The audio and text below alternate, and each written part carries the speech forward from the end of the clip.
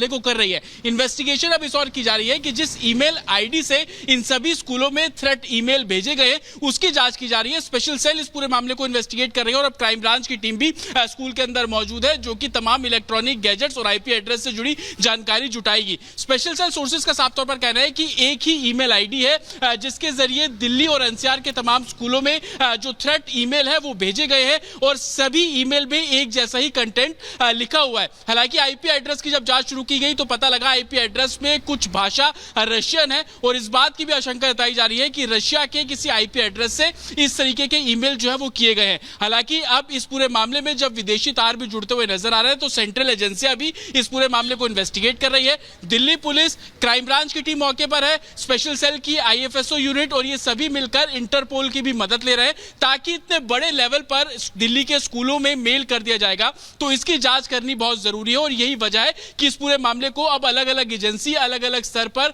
Investigate कर रहे हैं। साथ ही जो कंटेंट इस थ्रेड पर लिखा हुआ है उस कंटेंट को भी एनालाइज किया जा रहा है। उसमें कुछ ऐसे शब्द हैं जो कि रिलीजियस लैंग्वेज में लिखे हुए हैं, इसके पैटर्न को भी एनालाइज किया जा रहा है कि इस तरीके के मैसेज कौन कौन लिखता है ताकि जो सोर्स है इसका, जो वजह है इसके पीछे की और जो शख्स है इस पूरे मैसेज को भेजने के पीछे उसकी भी पहचान जो है वो की जा सके। साथ ही आपको बता दें कि दिल्ली पुलिस की अलग अलग यूनिट इस केस को अब इन्वेस्टिगेट कर रहे हैं क्योंकि इससे पहले हम देखते थे कि स्कूल में जब ईमेल भेजे जाते थे तो एक या दो ही हुआ करता था। अमूमन एक स्कूल में पहुंचा, पुलिस ने सैनिटाइज किया और उसके बाद निकल गए और इन्वेस्टिगेशन शुरू कर दी। लेकिन जो लैंग्वेज की बात कर रहे हैं, ऐसे मजहबी भाषा लिखी हुई है, ये भी कहा जा रहा है कि आईपी एड्रेस बाहर का हो सकता है। तमाम पहलू हैं, तमाम पहलुओं पर जांच चल रही है, लेकिन जिस तरह का ये घटनाक्रम हुआ है ये चिंतित कर देने वाला जरूर है क्योंकि अचानक ऐसे इतनी बड़ी संख्या में स्कूलों को मैसेज आ जाना।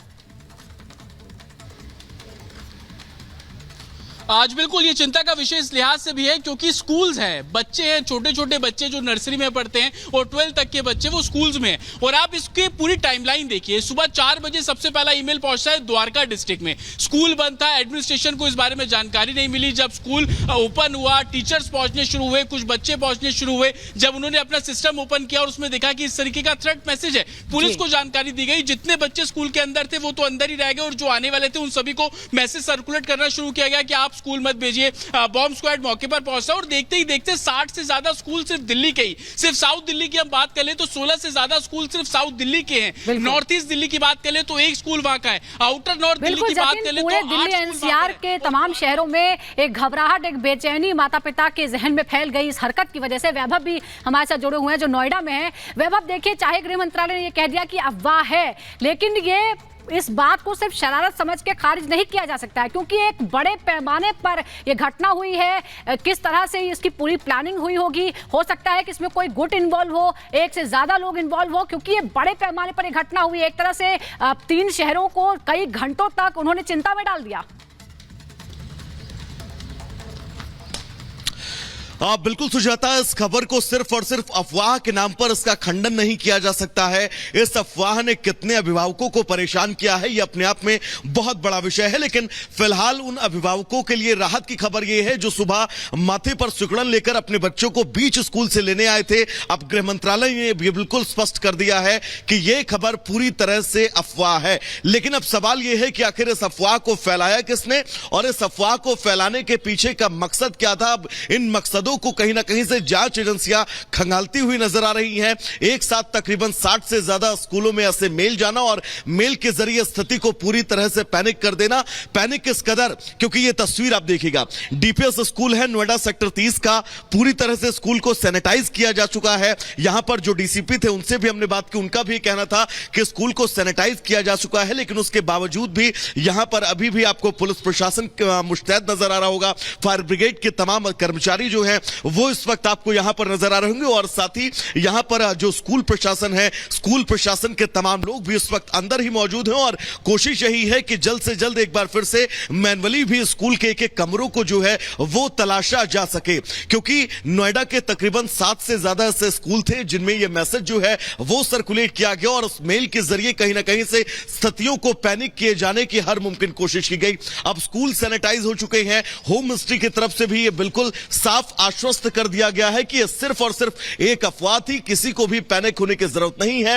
इस दिशा में जांच की जा रही है, लेकिन अब इस जांच में क्या कुछ खुलकर आता है, इस मेल को किए जाने के पीछे का मकसद क्या था, इस मेल को किए जाने के पीछे की मंशा क्या थी, और आखिर ऐसे मेल के जरिए जो भी शख्स इस मेल को कर रहा था वो किस साजिश को अंजाम देना चाह रहा था, या फिर सिर्फ और सिर्फ स्थितियों को पैनिक करना चाह रहा था। क्योंकि ये कहानी और ये घटनाक्रम इतना बड़ा, जो ये खेल कहीं ना कहीं से तकरीबन 60 से ज्यादा स्कूलों में मेल का किया गया है, कई घंटों तक तमाम जो स्कूल थे वो एक तरह से स्टक होकर रह गए।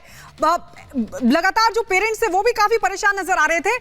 गणेश भी लगातार हमारे साथ बने हुए, लेकिन ये सवाल जरूर खड़ा होगा गणेश, क्योंकि घटना बहुत बड़े पैमाने पर हुई है और ऐसे में ये प्रयोग भी हो सकता है, इससे इनकार नहीं किया जा सकता। लेकिन फिलहाल आप क्या देख पा रहे हैं, पेरेंट्स ने, स्कूल वालों ने कुछ राहत ली है क्या इस खबर के बाद, जब गृह मंत्रालय ने कहा कि किसी को पैनिक होने की जरूरत नहीं है?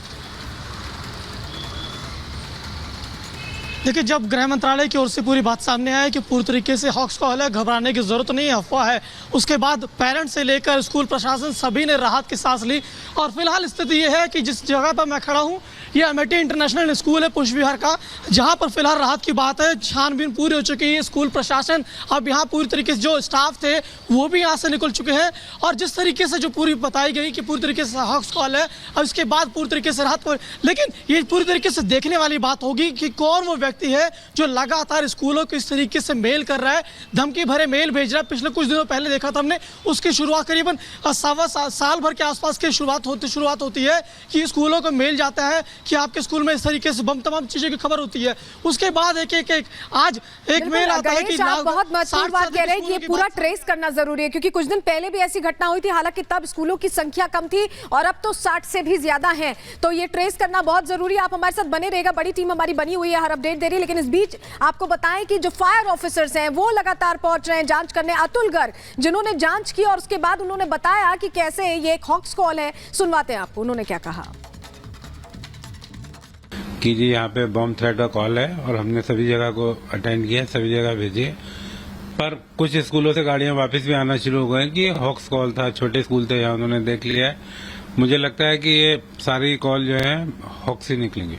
ये मैंने देखिए हर कॉल को अटेंड किया गया, हम किसी कॉल को चांस नहीं ले सकते हैं। जी देखिए पैनिक की बात नहीं है, हम लोग सभी लोग जो है पूरी तैयारी से इसमें लग गए हैं। और मुझे क्योंकि बहुत सारे स्कूलों से गाड़ियां भी वापस आ गई जिन्हें बताया गया कि हॉक्स कॉल थी, फॉल्स कॉल थी, तो मुझे लगता है सब कॉल फॉल्स हैं, किसी शरारती तत्व की जो है ये मुझे लगता है घटना है जो पैनिक क्रिएट करने की कोशिश कर रहा है।